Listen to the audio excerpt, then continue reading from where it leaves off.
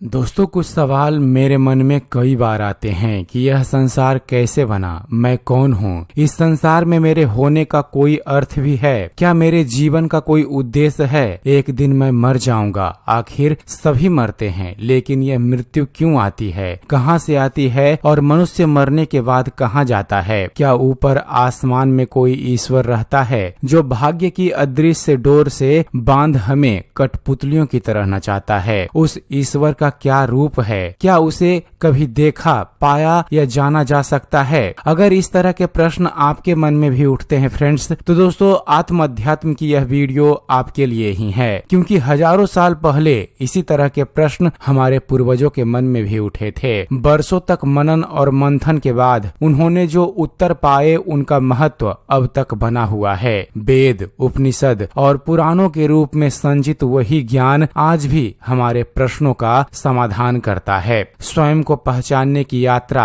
आत्म की यात्रा कहलाती है। आत्म की यात्रा यानी भारतीय ज्ञान परंपरा की यह यात्रा हजारों वर्ष पहले शुरू हुई थी। आज की तरह उस समय भी सिंधु नदी कल कल बह रही थी और सरस्वती नदी भी तब तक विलुप्त नहीं हुई थी। दोनों नदियों के बीच फैले विशाल मैदान में ऋषियों का मंत्रोच्चारण गूंजता रहता। आकाश में यज्ञ का शुद्ध और सफेद धुआं उठता रहता।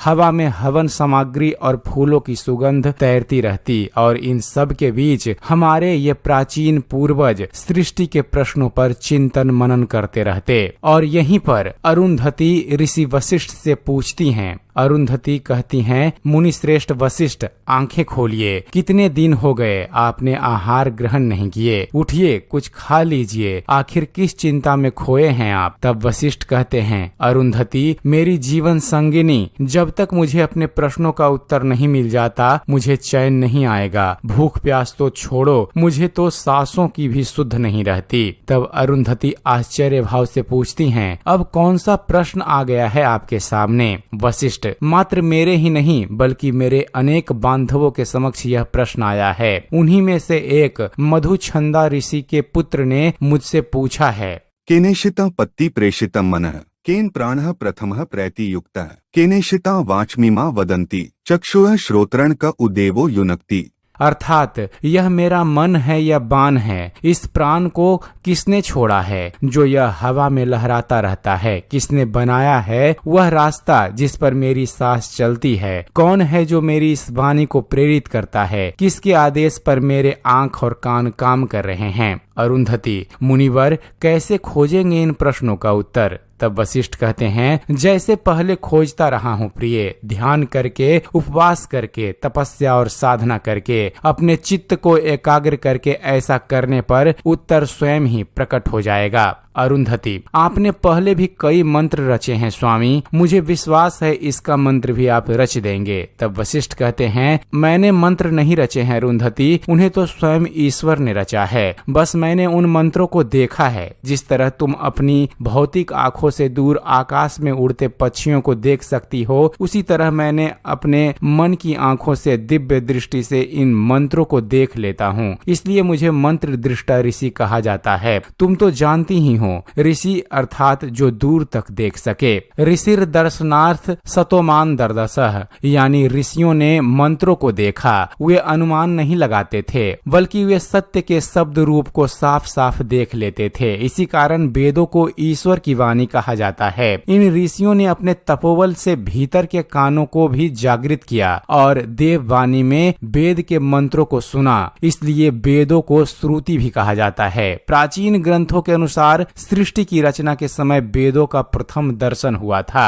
वैशंपायन, हे गुरुदेव व्यास, कृपया बताएं कि मनुष्यों को वेदों की प्राप्ति कैसे हुई? तब वेद व्यास कहते हैं, ध्यान से सुनो वत्स वैशंपायन, वेद हमेशा से थे। सृष्टि से पहले जब कुछ भी नहीं था, सत्य भी नहीं, असत्य भी नहीं, प्रकाश भी नहीं, अंधकार भी नहीं, तब भी ईश्वर थे। वह बिना सांसों वाली अपनी योग निद्रा में सोए हुए थे। उस समय वेद उनके हृदय में रहते थे। सृष्टि की रचना के दौरान उन्होंने ब्रह्मा जी को वेद प्रदान किए और फिर ब्रह्मा जी से अग्नि, वायु और सूर्य देव को वेदों की प्राप्ति हुई। आगे चलकर उन्हीं से मनुष्यों के बीच वेदों का प्रसार हुआ।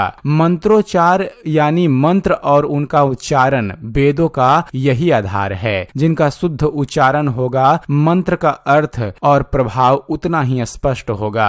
मंत्र बनता है मन से और उच्चारण होता है वाणी से। एक दिन दोनों में विवाद हो गया। मैं मन हूँ, मनन करता हूँ, उससे मंत्र बनता है, इसलिए मैं श्रेष्ठ हूँ। वाणी, मैं वाणी हूँ, मैं ही श्रेष्ठ हूँ, क्योंकि यदि मैं उच्चारण ना करूँ तो किसी को पता भी नहीं चलेगा कि मन ने कोई मंत्र बनाया है। मन बोलता है फिर भी श्रेष्ठ तो मैं ही हूँ। वाणी, नहीं, मैं श्रेष्ठ हूँ। मन बोलता है पूछो प्रजापति से, अब वही समाधान करेंगे। वाणी ने कहा, हे प्रजापति, आप ही बताइए कि हम दोनों में श्रेष्ठ कौन है। तब प्रजापति कहते हैं, प्रिय मन और प्रिय वाणी, देर तक सोचने के बाद मैं इस निष्कर्ष पर पहुंचा हूं कि मन ही दरअसल श्रेष्ठ है, क्योंकि मन की ही आंखों से मंत्र को देखा जा सकता है। मन के संकल्प से ही मंत्र उपजता है और मन से ही मंत्र का मनन होता है। मन नहीं होगा तो मंत्र भी नहीं होगा, जबकि वाणी तो मात्र अभिव्यक्ति है। गूंगे के पास वाणी नहीं होती, लेकिन मन होता है। सो मन ही मन मंत्र का उच्चारण करके वह उसका लाभ पा सकता है। अतः मन ही श्रेष्ठ है।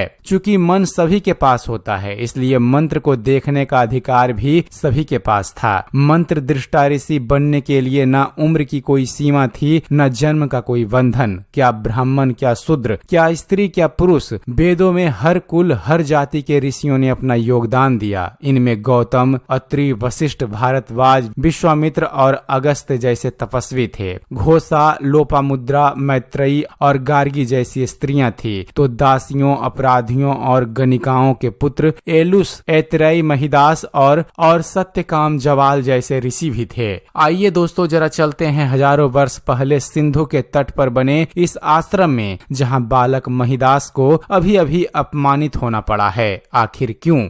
माँ ने कहा, पुत्र महिदास, क्यों रो रहे हो तुम? क्या हो गया? महिदास रोते हुए, माँ, आज मैं विद्वानों की एक सभा में गया था, वहाँ से मुझे निकाल दिया गया, यह कहकर कि मैं एक दासी का बेटा हूँ और मुझे कुछ नहीं आता। तब माँ ने कहा, तुम्हारे पिता बहुत बड़े विद्वान थे बेटा, किंतु मैं उनकी पत्नी नहीं, दासी थी, इत्रा थी। हम लोगों के भाग्य में यही लिखा है। पुत्र, हमें केवल पृथ्वी माता ही शरण दे सकती है। तब महिदास कहते हैं, पृथ्वी माता? हाँ, पृथ्वी भी तो मेरी माता ही है। मैं उन्हें प्रसन्न करूंगा, उनसे ज्ञान प्राप्त करूंगा। माँ, पर कैसे? तुझे तो कोई मंत्र भी नहीं आता। तब महिदास कहते हैं, भूल गई माँ, मैं उस विद्वान पिता का पुत्र हूँ जिसे मैं नहीं जानता, लेकिन यज्ञशाला के पास खड़े होकर मैंने अनेक ऋषियों को सुना है। वे कहते हैं, यथा अभिमत ध्यानतः, अर्थात ध्यान का कोई नियम नहीं होता। जिस तरीके से तुम्हारा चित्त एकाग्र हो सके उसी तरीके से ध्यान लगा लो, चाहे क्रोध से ही सही। तो मैं महिदास अपने क्रोध के माध्यम से स्वयं को एकाग्र करूंगा और अपने आप को इस योग्य बनाऊंगा कि स्वयं सृष्टि मेरे समक्ष अपने रहस्यों को प्रकट कर दे। और इसके बाद महिदास एक लंबी तपस्या में लग गए। वर्षों बाद उनके सामने एक विशाल प्रकाश पुंज प्रकट हुआ।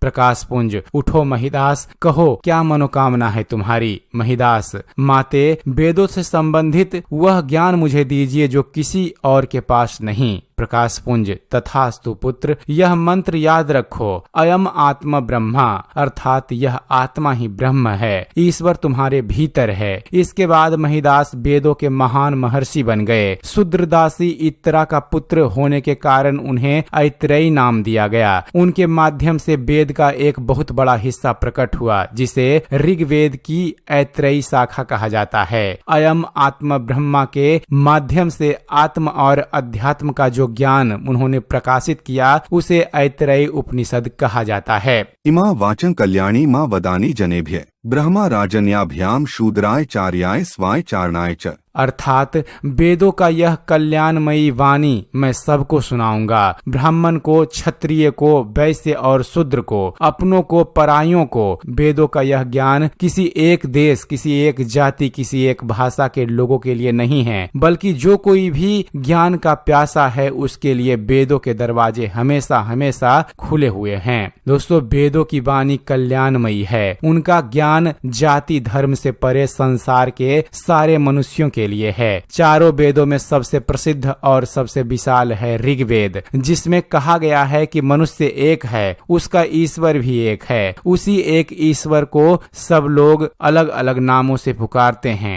जन कल्याण के संदेशों से परे इस महान ग्रंथ ऋग्वेद के बारे में हम अपने अगले वीडियो में आपको जानकारी देंगे। तो उम्मीद करते हैं फ्रेंड्स आप सभी को हमारा यह वीडियो पसंद आया होगा। वीडियो पसंद आया हो तो वीडियो को लाइक और शेयर करना मत भूलिएगा। और दोस्तों ऐसे ही ज्ञानवर्धक वीडियो देखते रहने के लिए आप हमारे चैनल ज्ञान मंथन को सब्सक्राइब जरूर कीजिएगा। आप हमारे चैनल को सब्सक्राइब कीजिए और देखते रहिए, जानते रहिए। धन्यवाद। जय हिंद।